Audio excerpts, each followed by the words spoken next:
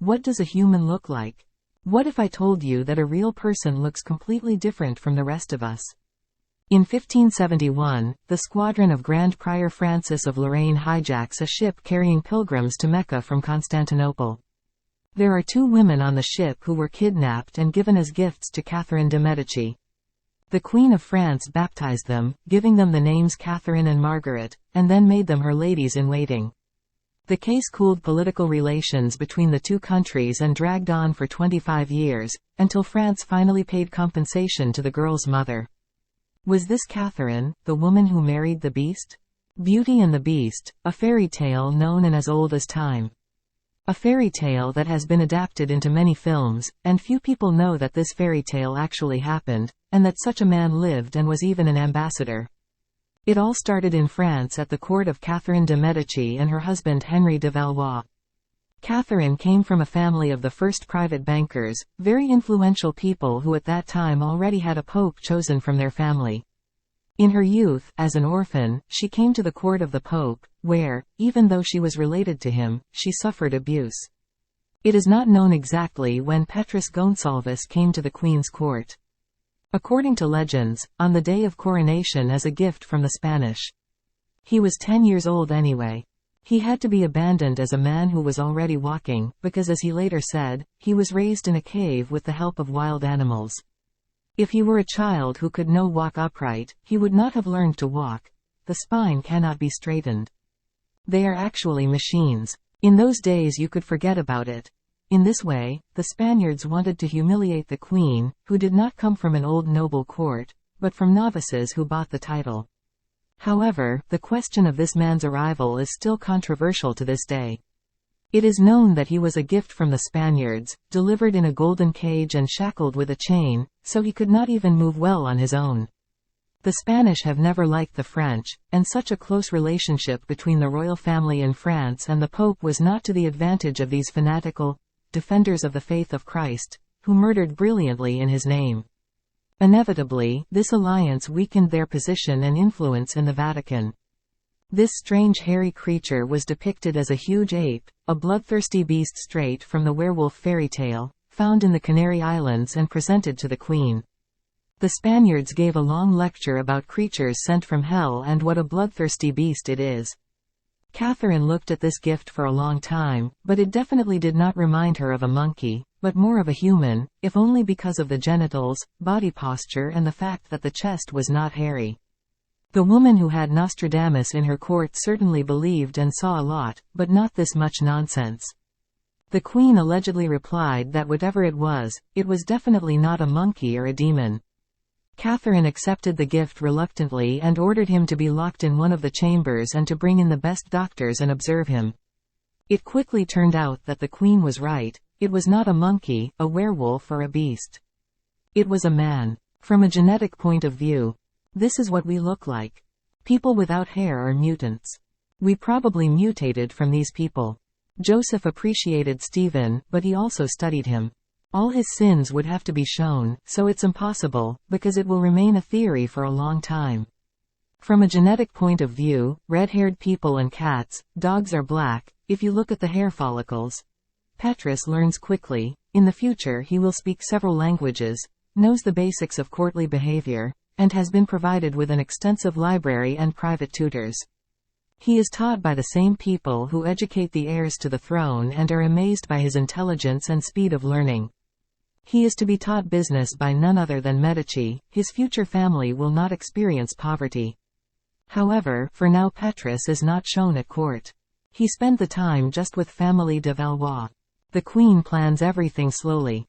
Petrus is appointed duke. Finally, the time comes to marry the beast off. Catherine Raffaelin, the Queen's wife, was also chosen as a wife. The woman is one of the better educated court ladies and well versed in the world. Whether it was the same woman in court kidnapped from the ship is unknown. It would not be consistent with Petrus' arrival at the court, but it cannot be ruled out. Catherine knows that she is to be the wife of an educated, cultured courtier and, in the future, an ambassador. She probably didn't know who this man was or what he looked like. There were certainly rumors circulating around the court at that time. After all, teachers and doctors didn't come out of nowhere. but many probably believed that the mysterious person had already been passed on or that it was just legend. Catherine sees her husband for the first time in the palace chapel.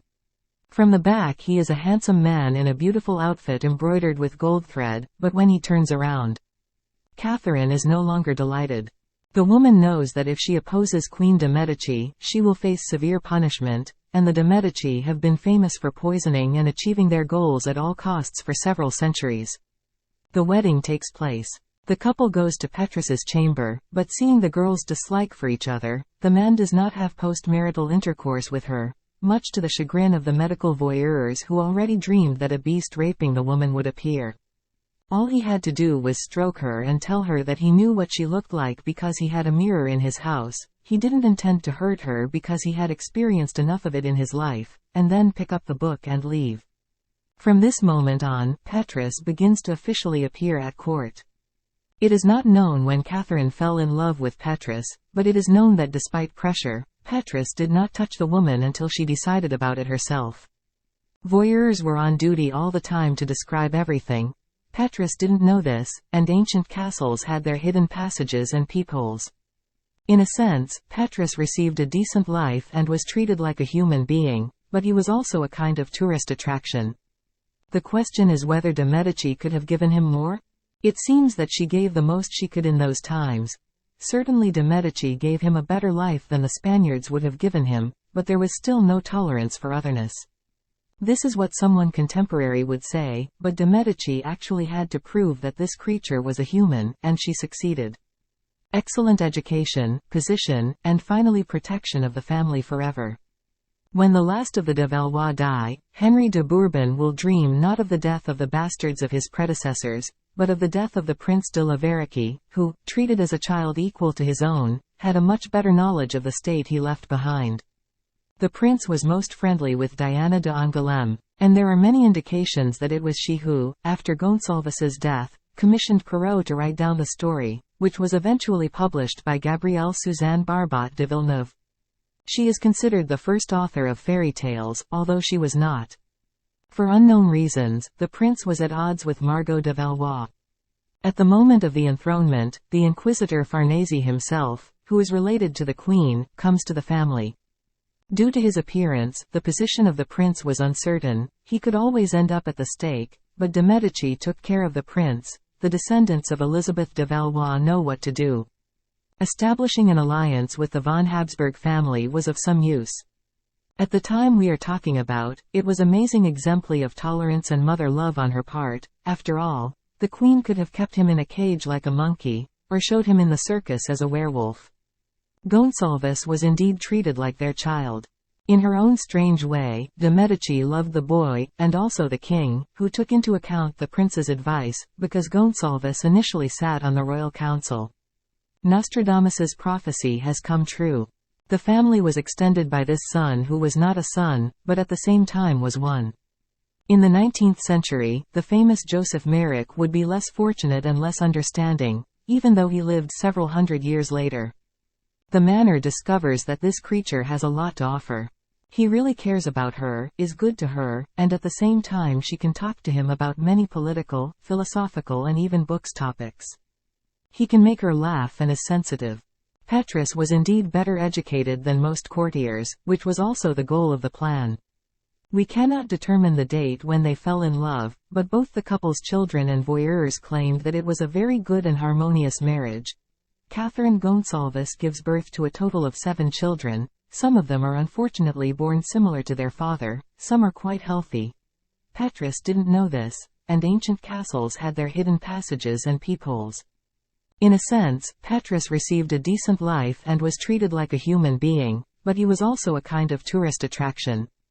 The question is whether de Medici could have given him more? It seems that she gave the most she could in those times. Certainly de Medici gave him a better life than the Spaniards would have given him, but there was still no tolerance for otherness. This is what someone contemporary would say, but de Medici actually had to prove that this creature was a human, and she succeeded. Excellent education, position, and finally protection of the family forever. When the last of the de Valois die, Henry de Bourbon will dream not of the death of the bastards of his predecessors, but of the death of the Prince de la Verecchie, who, treated as a child equal to his own, had a much better knowledge of the state he left behind. The prince was most friendly with Diana de Angloume, and there are many indications that it was she who, after Gonsalves's death, commissioned Perrault to write down the story, which was eventually published by Gabrielle Suzanne Barbat de Villeneuve. She is considered the first author of fairy tales, although she was not. For unknown reasons, the prince was at odds with Margot de Valois.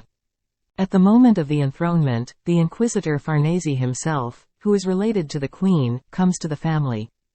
Due to his appearance, the position of the prince was uncertain. He could always end up at the stake, but de Medici took care of the prince. The descendants of Elizabeth of Valois and Claude know what to do. Establishing an alliance with the von Habsburg family was of some use. At the time we are talking about, it was still huge on her part. After all, the queen could have kept him in a cage like a monkey, or showed him in the circus as a werewolf. In the 19th century, the famous Joseph Merrick would be less fortunate and less understanding, even though he lived several hundred years later.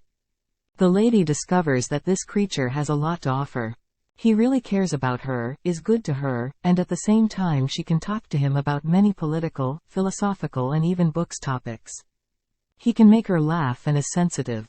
Petrus was indeed better educated than most courtiers, which was also the goal of the plan.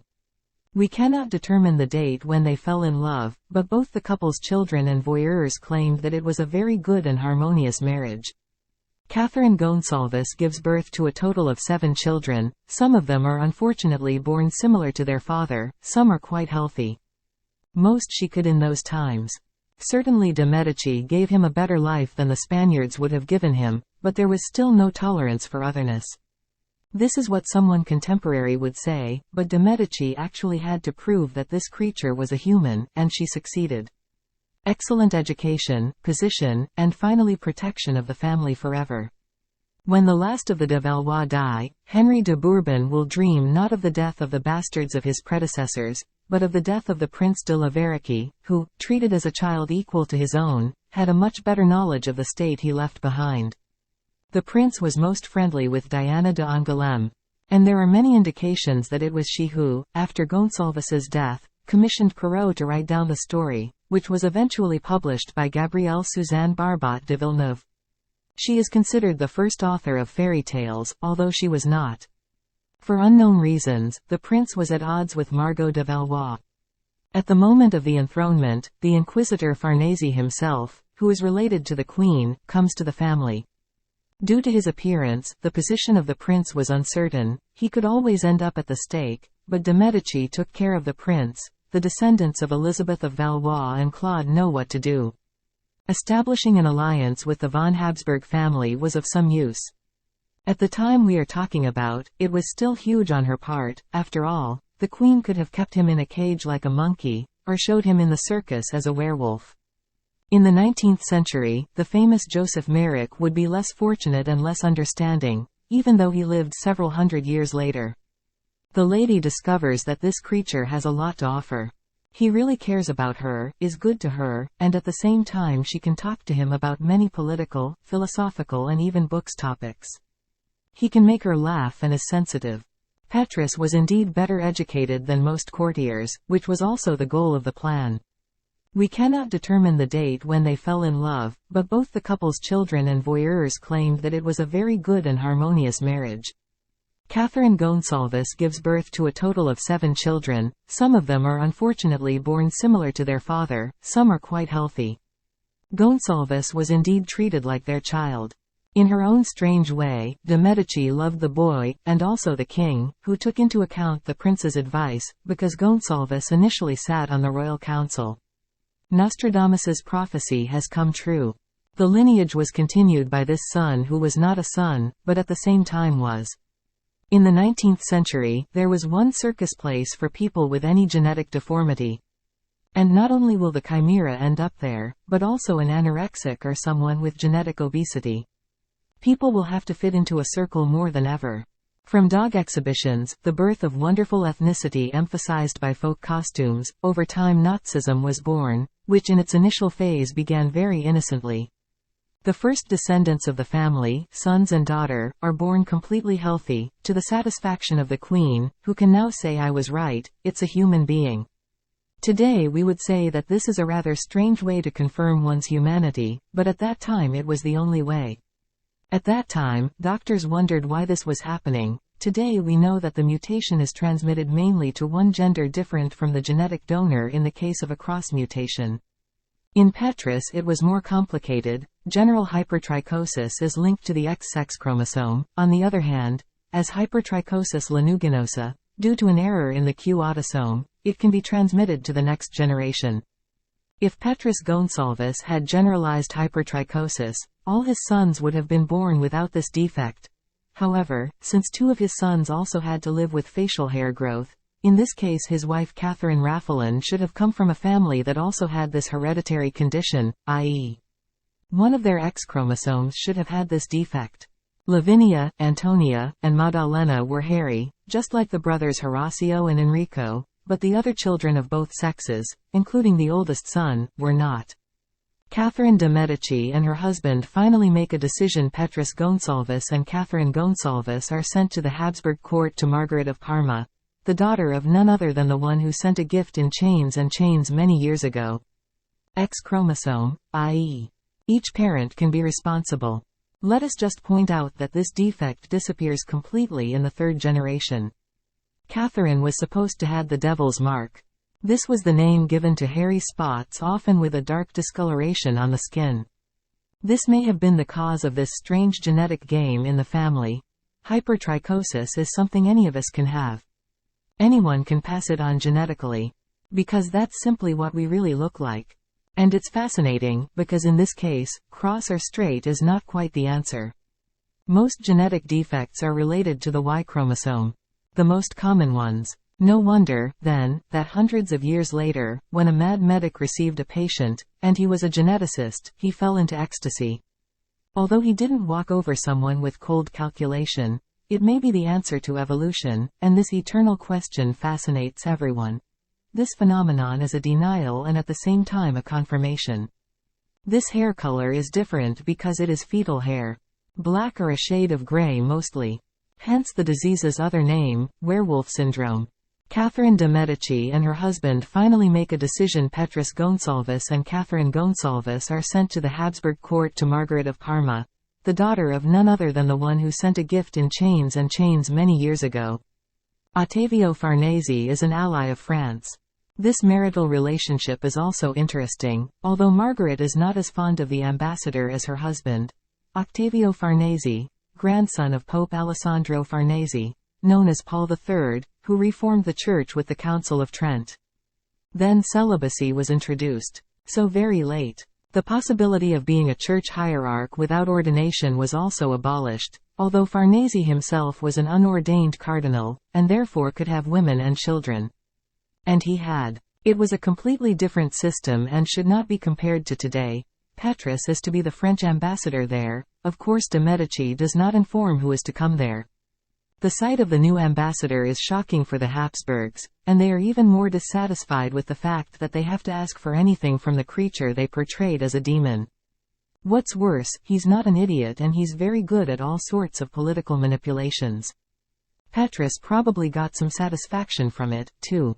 The Spaniards had a slap in face. Children with the disease were transferred to other courts. They were treated differently, but they had everything provided for them. We can blame the royal family for this, but you have to take into account the times. De Medici really gave him a wonderful life for those times. On the other hand, the children had to stay in court. Otherwise they would have ended miserably. These are families related to de Valois. After the Queen's death, the family moved to Italy to the court of the Duke of Parma in Capo di Monte, where they could finally lead a quiet life without onlookers and experience some peace. Bourbon was very afraid of Petrus, and the new queen, being a descendant of the rival line of the de Medici family, which has survived to this day, did not bode well. Alexander de Medici was killed by a descendant of Lorenzo il Vecchio, Giovanni della Bande Nere. Unfortunately, he was killed too quickly in the series, because he wasn't killed at all, but he left the family. Cosimo and Lorenzo did not love each other. Everything is organized by the Farnese family. Petrus manages the dukes and his own interests here. Are family testimonies sufficient proof that these two people loved each other, or was it a forced marriage? There is a small miniature of a couple that may be a proof of sincere feelings. Catherine Gonzales holds one hand on her husband's shoulder and gently squeezes the other.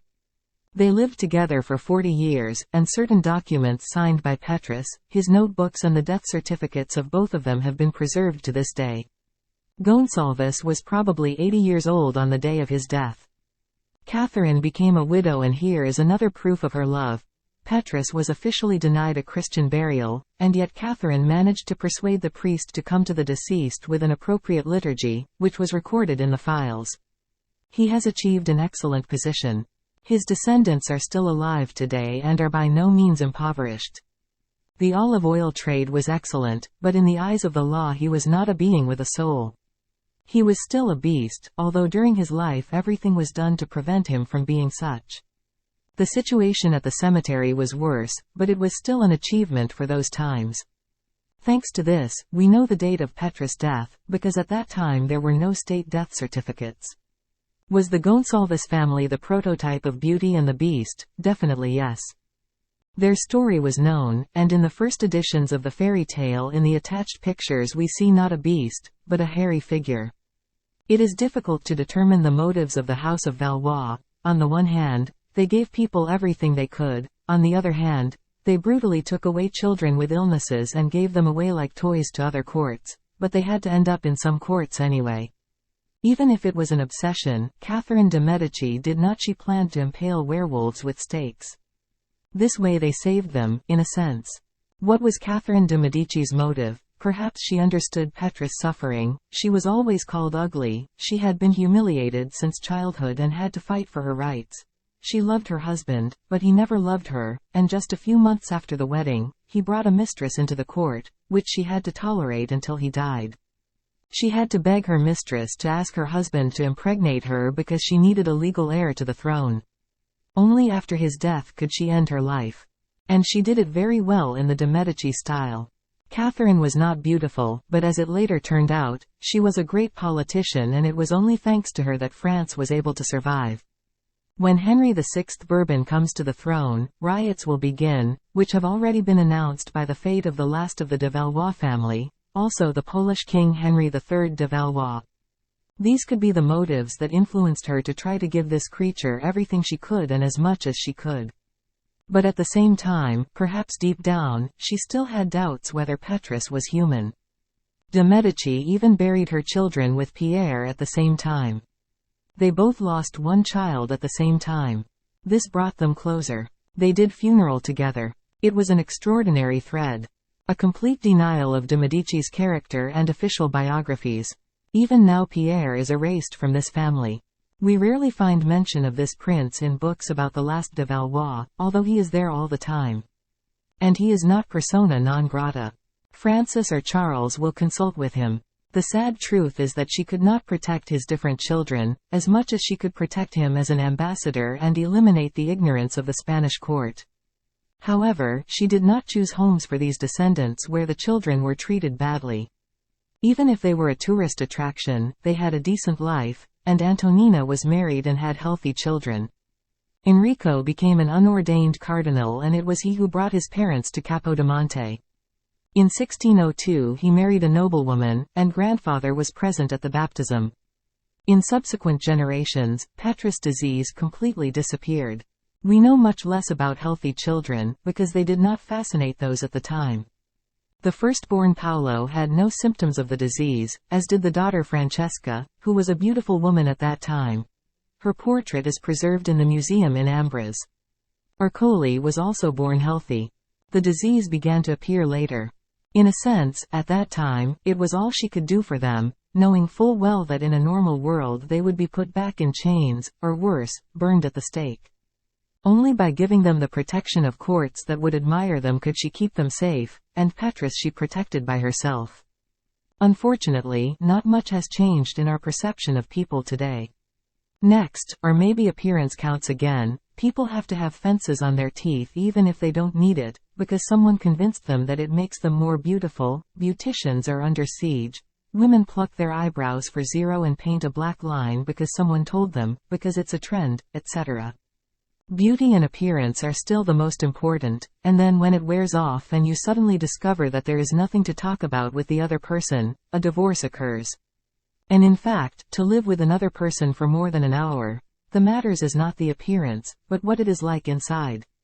His behavior, let's call it trivial, soul, strengthens the relationship between people more than appearance or sex. This is probably what Catherine wanted to show, and this is probably what the person who made history immortal by publishing it wanted to show. His wife probably also discovered this. And one more thing, the world is beautiful because it is diverse. Although politicians generally say something different, it is only because the more uneducated, simple and cut-out people are, the easier it is to rule them. Only a great ruler can rule over intelligent equals, and such people do not exist now. What seems or claims to be good does not have to be good at all, and may be very bad. What seems or claims to be bad may turn out to be good. What seems beautiful may turn out to be ugly, and what seems ugly may turn out to be beautiful. The old truth about the world, two faces of Janus. Two faces of the Creator, complementary and necessary from the very beginning. Only an ignorant, fanatic will not understand this, or this ancient secret was discovered by both Catherines. Pierre Gonzales was the best proof of this. One of the negations of equations and laws that do not govern this world.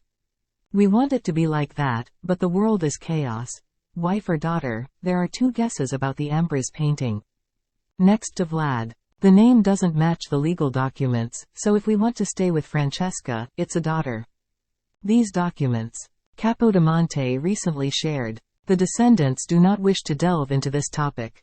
Catherine buried her husband on the outskirts of the cemetery. The local priest administered the sacraments. He couldn't bury him in the cemetery officially, but he could unofficially. This also proves that the prince was valued in the town. Yeah, I know this text perfectly. The world is mathematics, but in this conventional, unrealistic science, they cannot even describe a chimera, and Proteus will not fit into the golden mean. There is a Curiosum museum in Vienna, his body is there. Do we really want to touch the most famous, most dangerous and most protected doctor in history, who for selling knowledge about transplants, in vitro, double DNA and a few other things walked peacefully on the earth, and his son, although he should not be a doctor in this field, somehow is. This is also where the artificial creation we have in the Middle East arose from. It was necessary to throw scraps to protect those who were needed by two of the three brothers, so that the SS did not start talking about the famous fashion designer, about Churchill's family, about Wallace, and the SS became extremely talkative. There is also the fact that someone is trying to get back at them. For the past, not on who he should be, and terrible educational propaganda about a tortured nation. Schools are brainwashing, but no school system brainwashes people like this and keeps people in such fear as there. These people go on trips with snipers because they were told that they are preying on their lives everywhere, and this is legalized by international legal acts. Russia acted more with Japan. A cat was born with 4 ears and no one wanted him because they saw him as a monster. He wasn't a monster. Sometimes chimerism is not visible. It's just that someone has two genetic codes in their body. This can have an advantage when we do something against the law. It will acquit us or prosecute us. Many will not believe it, and yet we will follow the best geneticist in history and one of the greatest cruelties, who, surprisingly, saw a man not in people, but confirmed the thesis of the former queen. Let's first go back to times like Suleiman, harem. The prince was reportedly at the Valide Mahidevran with Henry III. She was Valide of Selim Sarayi, and that's greatest Juke of history. Harem wanted that. Elizabeth Tudor, Mary Stuart, Frances de Valois, Catherine de Medici, Elizabeth de Valois, Queen Margot de Valois, Claude, Diana Angloume. Then let's tell the story of someone who claimed to be the former and, unfortunately, believed it, even though times were different. Is need to know where to get the second code from, and this is practically impossible because you would need to know the process of absorbing the second embryo. The brilliant, glorified ultrasound cannot show this. Besides, there's not much it can show. This is a medical exam which actually work good on head. A being with two genetic codes is a complete chimera. This most often occurs in humans, but in animals it will also be visible because of the fur. The animal appears to have a color division drawn with a thick line. Tortoiseshell cats are full chimeras. Most often, we won't recognize it in humans, but it may be an unfinished chimera. Siamese twins are like that. It was once believed that additional refertilization occurred.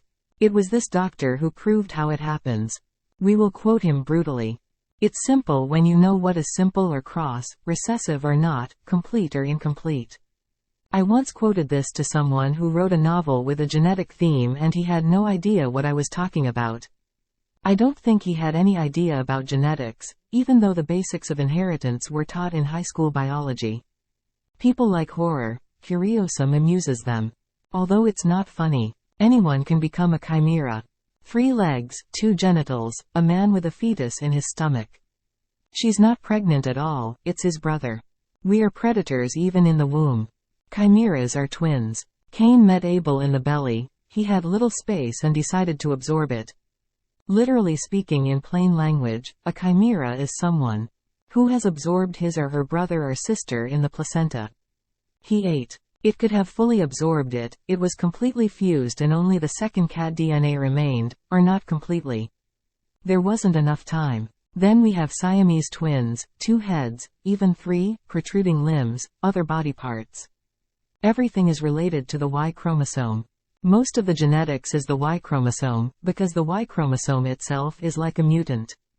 Chimeras are difficult to separate because some of their organs may have been absorbed. You won't survive without some of them. It's nothing when we talk about extra ears, but as brutal as it sounds, creatures whose having 2 heads should be removed from the world of the living. So-called monsters have fascinated people for centuries. Maybe this is because this brilliant and at the same time most unrealistic of sciences is unable to describe them. They are a denial and, at the same time, in a sense, a confirmation that no one has won against nature, or if you prefer, against God. An interesting fact is that more and more genetic defects that previously only affected humans are transferred to the animal world, which allows us to ask several important questions, such as the impact of changes in the environment or the breeding process. Of course, it can't be good where people tinker. These are people or animals and the famous doctor knew it. In fact, they fascinated him more than the standard ones. Stephan's relationship with him is mysterious. He was his doctor when he was young and not yet, as his wife put it, obsessed with being a creator. They both were. Stephan would certainly be recognizable in such places. Perhaps the body was hidden so that no one could took that and began test and Stephan died before the war, or maybe. The mystery that I think we all know the answer to is that in Brazil, in the town that the legendary medic chose as his destination, real people began to be born. It's a good story for a thriller. Stephan could have easily lived to old age there. And this Argentinian film best showed the doctor's mentality. There is no need for tearing of clothes or martyrdom, he is presented here perfectly without all this. It's actually a pity that this film is short. Natalia Oreiro showed that she can play more than just a juvenile. It is also shown here how protected he was, even Israel had already been grounded. Partly because Rosenbaum had his own revenge for his family and wanted to get Eichmann. But everything is really clearly shown here. Also about Argentina at that time. However, we are not talking about Wacholda, which means spiritual vampire in the Spanish Creole language. It has little to do with the angel of death. Although this is a simplification, because it refers to someone obsessed with the need to feed their obsessions. He was possessed. The need for knowledge, for feeling like a god, was the scientist who crossed the line and didn't stop. We are discussing about who a human being actually is and how to define this humanity. Is appearance the only thing that matters? In fact, we are talking about all living beings, because even though we live in the 21st century, most people set limits. Like this cat, for example. They didn't want to adopt him because he had 4 ears and in opinion was ugly, and it was best to kill him. 4 ears are not an extra leg that needs to be amputated because it causes problems with walking, or a second head, which is a huge problem for development in general. However, it is still creatures or human face, although it may seem impossible to some. Genetics most often affects people, but in animals this problem is smaller for the simple reason that such fetuses are naturally unable to survive. In the wild, we have wolves, lynxes and other predators, which, thanks to Jacobson, are able to detect a diseased individual carrying the gene and make order, which is why they are so needed. Hoofed mammals also have this organ and do not breed with mutants or carriers as readily. People have been deprived of this organ of love, which is a pity. This face has the right to study, work and live in society.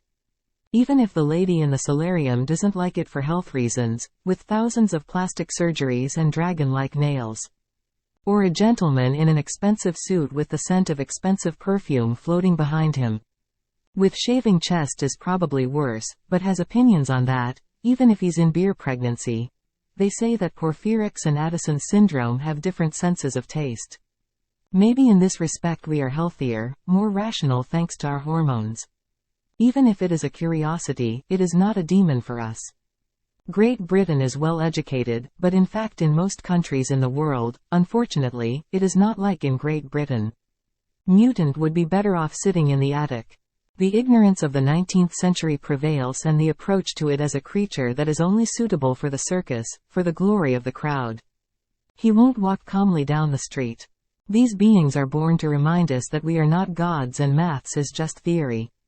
We have no influence on anything.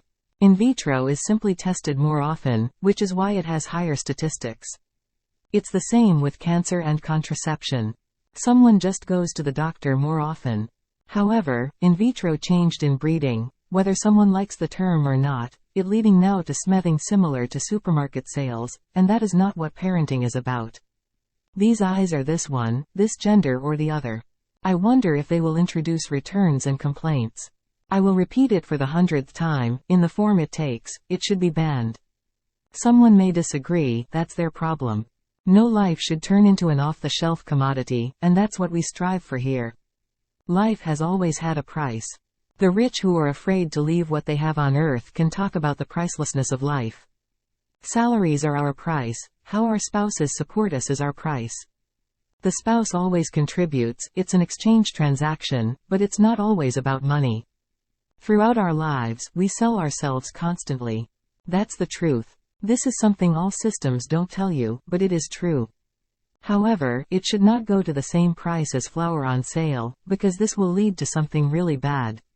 He admired him. And he knew that this was what a real human looked like. We don't call it a disease anymore. Perhaps this is the explanation for the missing link in evolution.